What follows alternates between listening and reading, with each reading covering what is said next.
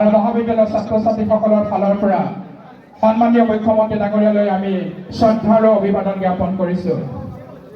সুন্দৰ তোৰণ আৰু দুটাকৈ হোষ্টেলত আমি ইয়াতে উদ্বোধন কৰিলোঁ।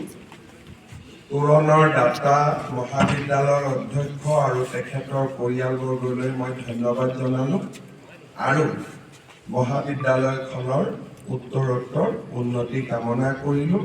ভৱিষ্যতে মহাবিদ্যালয়খনক আৰু আমি আগবঢ়াই লৈ যাবলৈ চেষ্টা কৰিম। বহুত বহুত ধন্যবাদ।